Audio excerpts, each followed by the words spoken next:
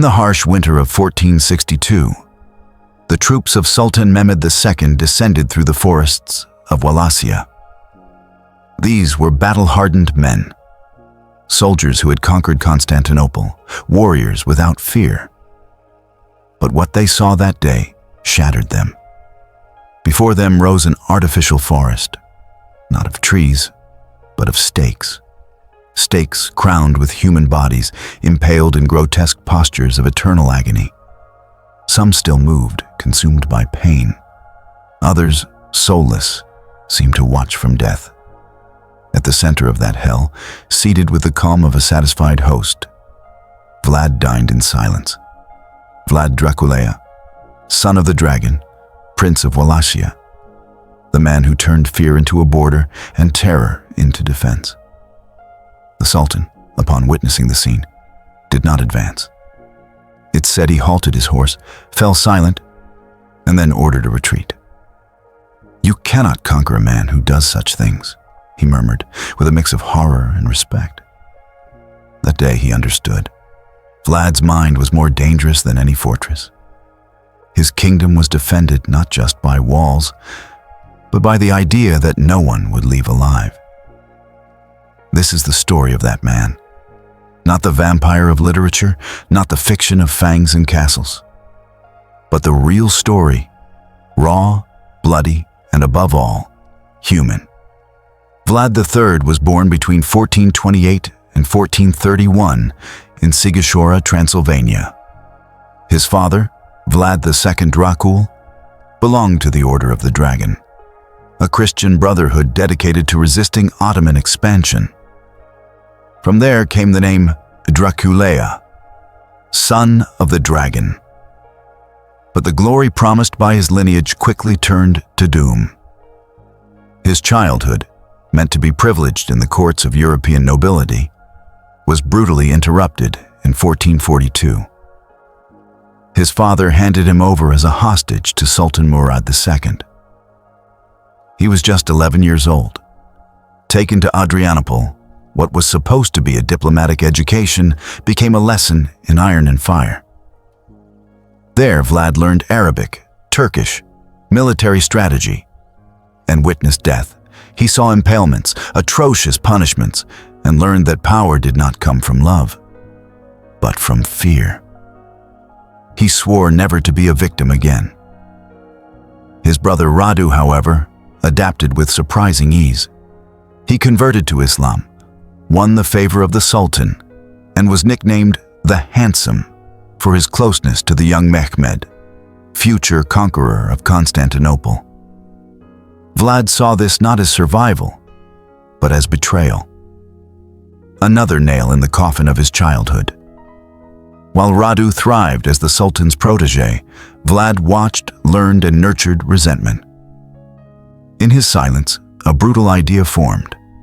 The world is divided between those who obey and those who make the world tremble.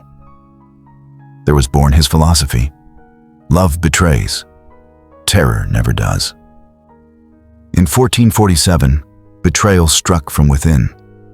The boyars, the Wallachian nobility, conspired against Vlad II Dracula and assassinated him in a forest near Baltini. His eldest son, Mircea, was captured, had his eyes burned out with red-hot irons, and was buried alive. Even for the brutal standards of the time, it was a monstrous execution. Vlad was only 16 when he heard the news. Far away, but each word was a knife. His father, killed by those who swore loyalty. His brother, a martyr with no grave. Something inside him broke, forever. He didn't cry, didn't scream, didn't plead for justice. A certainty was born within him. Kingdoms are not lost to distant enemies, but to traitors close by. And for traitors, there would be no mercy. From that moment on, his life had one purpose: to reclaim his throne and to avenge. Because for him, terror was not madness, it was method. And he would prove it. This is only the first page of his bloody reign. In 1448, at just 17 years old, with Ottoman support, Vlad took the Wallachian throne for the first time. But his power was fragile. He held it for only a few months before being overthrown by enemies led by Hungarian regent John Hunyadi. It was a first glimpse of power and of the price needed to keep it. For the next 8 years, Vlad wandered as a prince without a throne. In Moldavia, he sought refuge under his uncle Bogdan II. But even there, death and betrayal awaited. Bogdan was assassinated, and Vlad fled again, with fresh blood on the castle walls. In exile, he passed through Transylvania and Hungary, where politics was a game of knives and false smiles. At the court of John Hunyadi, he survived among conspiracies, watched closely as an uncomfortable but useful ally. He had no land, no army, but he had something others didn't: memory, precise, obsessive. For every betrayal, he remembered. For every defeat, he plotted. There, among diplomatic toasts and intrigue-filled halls, the young impaler didn't just survive. He was forged like red-hot steel. He watched men fall because they trusted, saw nobles change sides with every breeze, understood that power could be held with alliances, yes, but also with fear. It was in this time of shadows that Vlad sharpened his greatest weapon, his unbreakable will. When he finally rose again to reclaim the Wallachian throne, he was no longer a boy craving revenge. He was a storm waiting to strike. In 1456, with support from the Hungarian regent Hunyadi, Vlad returned to Wallachia and seized the throne once more. This time, he had no intention of letting go. He knew his greatest threat wasn't foreign armies. It was the boyars, the same nobles who had murdered his father, the same who shifted loyalties like the wind. Against them, he unleashed vengeance. On Easter of 1457, Vlad invited hundreds of nobles and their families to a great banquet in his court at Targoviste. Fine clothes, false smiles, nervous toasts. In the middle of the feast, Vlad stood, raised his cup, and gave the signal. The doors were locked. Soldiers encircled the room. His voice sliced through the air. How many times have you betrayed the throne? How many times have you sworn loyalty, then stabbed it in the back? He didn't wait for answers. Some were impaled that very night in the castle courtyard, their families screaming. Blood mingled with the spilled wine. But that was just the beginning. The younger and stronger nobles were chained and marched north for days, through forests, mountains, and rivers. No food, no rest. This was no mere punishment. It was methodical humiliation. Each wound stripped them of pride. Each mile erased their legacy. At the ruined fortress of Poenari, Vlad ordered them to rebuild it by hand. No tools, no help. Only whips and the threat of death. High in the Carpathians, nobles who once ruled became slaves to their executioner. Many died of exhaustion, cold, or disease. And when the final stone was laid, Vlad fulfilled his promise. The survivors were executed without trial. The castle stood, imposing, remote, and forever soaked in the memory of its dead builders. It wasn't madness. It was a message. In Vlad's kingdom, betrayal wasn't punished with exile. It was punished with extinction.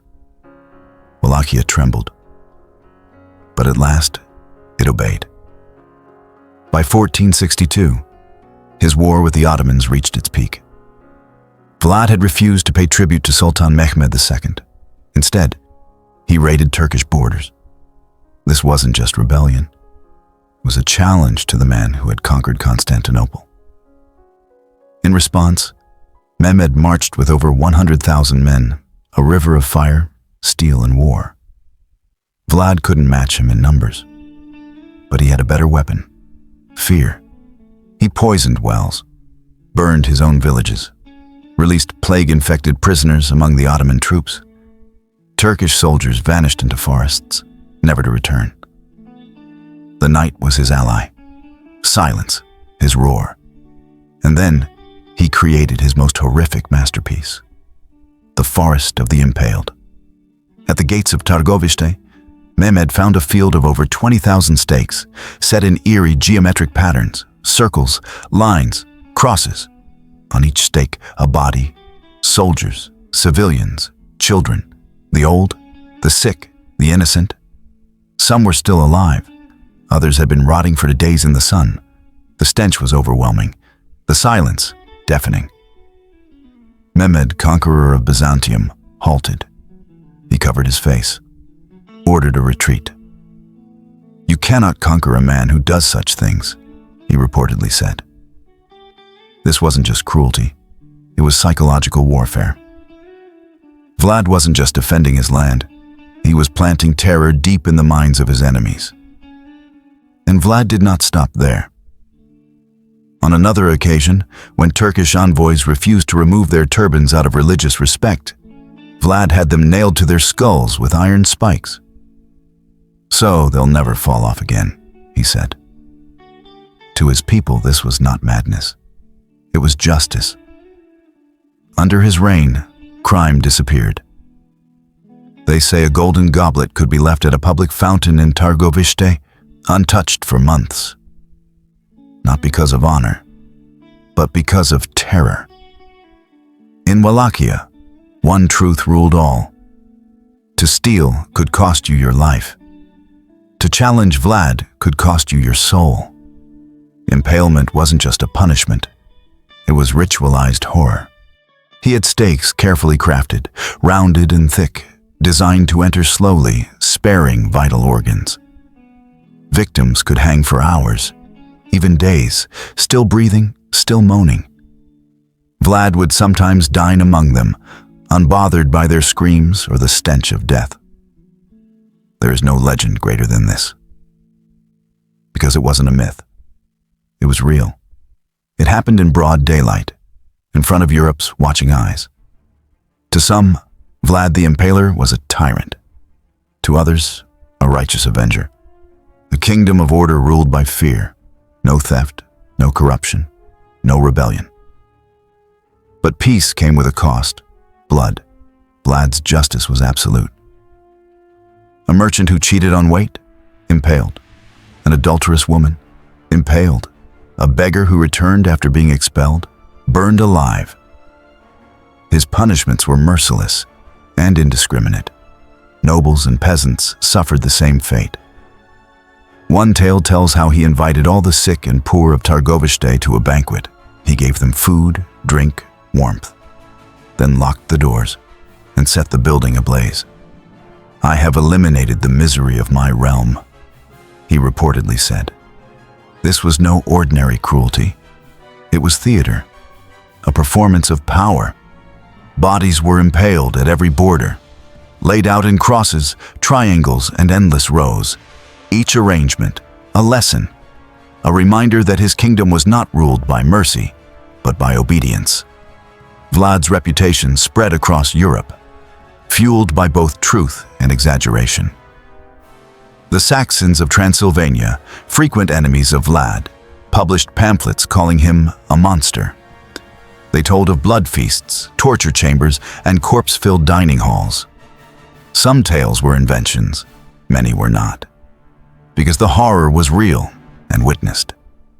Vlad did not sit on a throne. He sat upon the fear of an entire nation, alone and unshaken. But power born of fear breeds enemies. In 1462, Mehmed II returned, this time with over 150,000 men. Europe had never seen such an army. Vlad knew he couldn't win in open battle. So he turned again to his greatest ally, the night. On June 17th, he led a daring night raid on the Ottoman camp.